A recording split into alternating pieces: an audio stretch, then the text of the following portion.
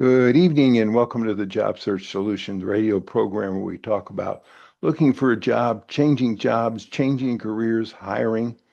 And as always, we begin with a prayer.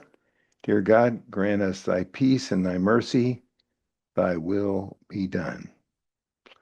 What I want to talk to you about this evening is something really important and very foundational when it comes to hiring. And it has to do with the top 10 mistakes that employers make when they go to hire. If most employers thought about this before they went to hire anybody, from um, dude or dudette that sweeps the floor to the chairman of the board, they would be better off. And most companies, most people, most human beings uh, don't do this. And they don't do it because very few people are hired on the basis of their ability to um, hire. Rarely do I ever see an employer go to hire a candidate and say, "What's been your track record of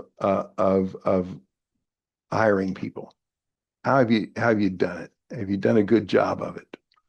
And what's been give me an idea of people you've hired, how you've hired them, and rarely does anybody ever ask about the person's hiring ability.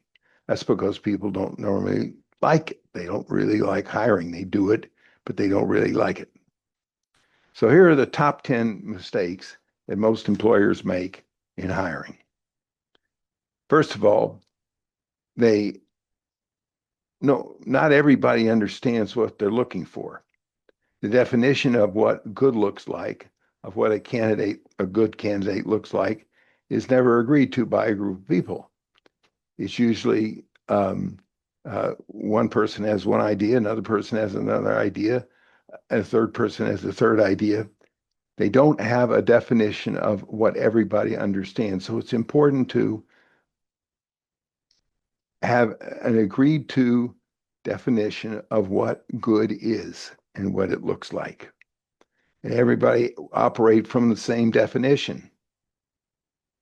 I can't tell you the number of times we find out that three different people have three different ideas about what good looks like, and it's not the same. The second mistake is they're not realistic about what's available on the marketplace and what their money will tend. They have this grand idea of what they ought to be hiring, but nobody agrees to it.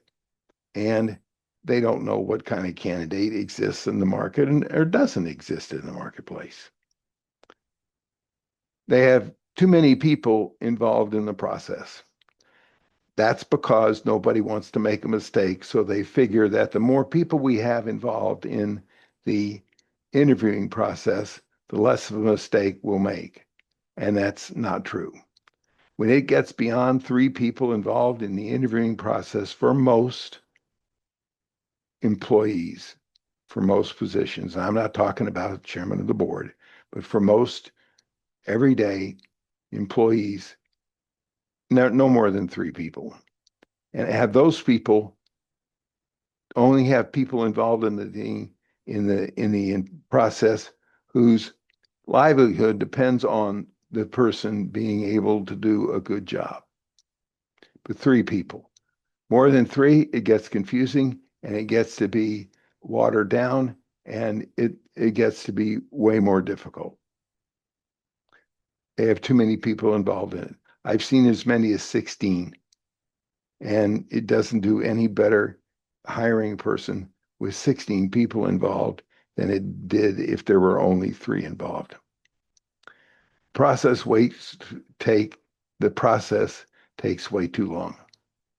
People have this idea that it takes 2 to 3 weeks to hire somebody, and it's really more like 10 weeks, easily 10 weeks. It goes on forever for lots of different reasons, but nobody wants to put a timeline on it and say we need to hire somebody by X amount of time and uh, and do it.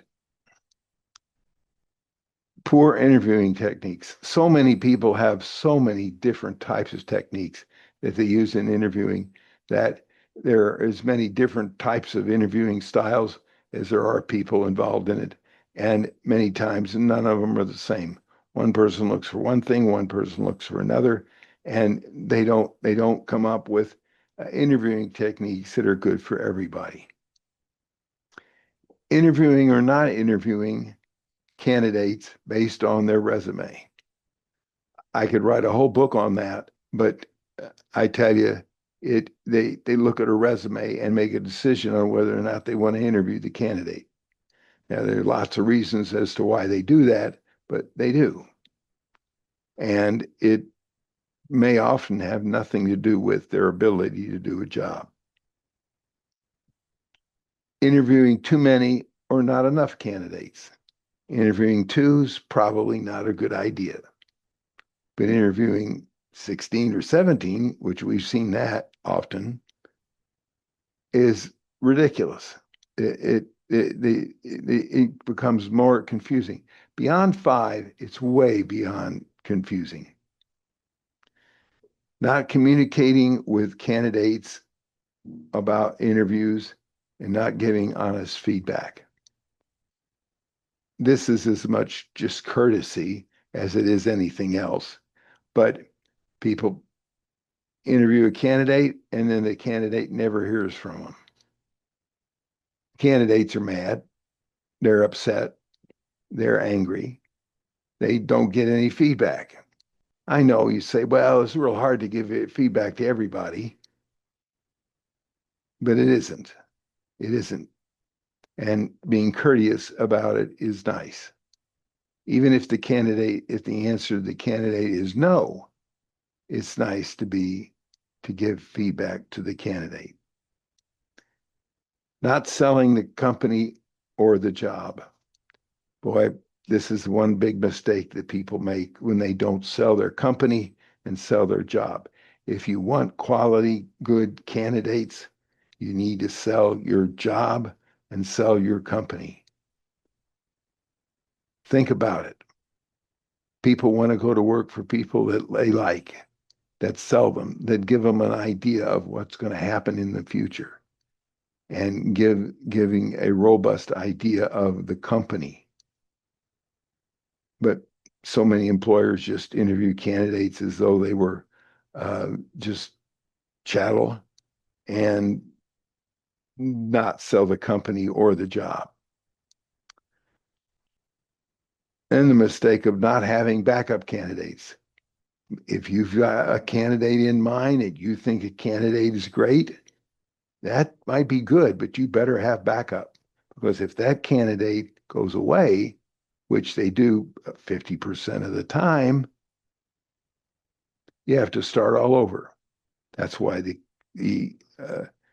candidate, that's why the interviewing process takes so long. Takes well beyond what anybody imagines because they have to start all over and they don't imagine that.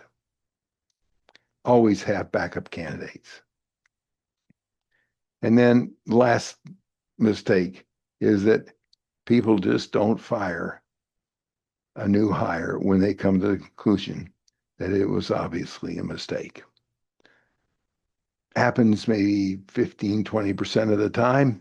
You come to the conclusion that the candidate ain't the right one. Get rid of them then. So many times people elongate the process way beyond what they should. And they say things like, well, we knew in the second week that he wasn't the right one, but we kept him 6 months. No. Do yourself a favor. Do him a favor, him or her a favor. If they're not the right one, tell them right then and start on with doing it again. It's not easy to do. You don't feel good about it, but if you come to the conclusion that you made a mistake, it's best to fire the person right then and let them go nicely. All right, we're going to take a short break. Stay tuned. This is Tony Bashir with the Job Search Solution.